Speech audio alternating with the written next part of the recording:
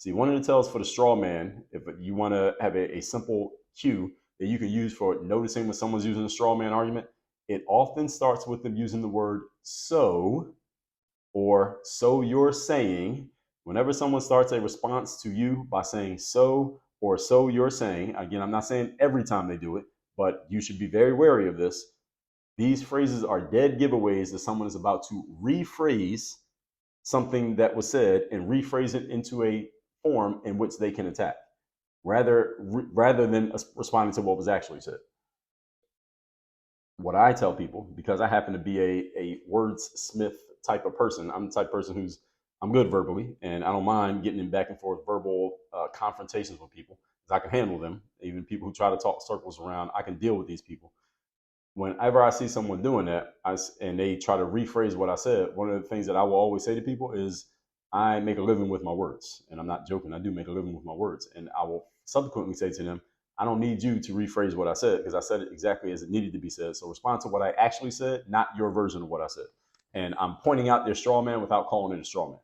And I can call it a straw man if I want to. But those of you who are precise in your verbiage, and these logical fallacies, one of the reasons why you should be precise in your verbiage, because again, people will use it against you if you're not precise, and they are precise. Even when they're bullshitting, people can be precise in bullshit.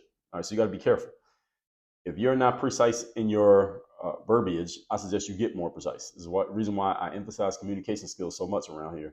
Communication skills are future-proof ability, and they will always make everything you do better. They're a force multiplier. You want to be able to put your thoughts into words articulately and cleanly such that you don't need your words to be said in another way other than how you said them. Therefore, it is impossible for someone to straw man your point because you can just simply say to them, I said that exactly as it needed to be said. Don't rephrase me.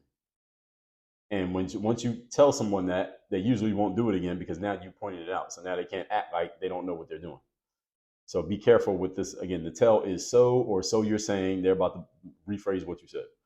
And if someone is disagreeing with you, they will often straw man your point again to make it something completely different from what you said.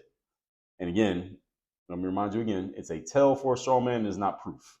So sometimes someone says so or so you're saying, and they won't straw man you. So don't think just because someone does this that they're straw man you. Sometimes your statement does need to be rephrased for better understanding and better comprehension. But people will also do this to reframe your point into something different, which is more malicious.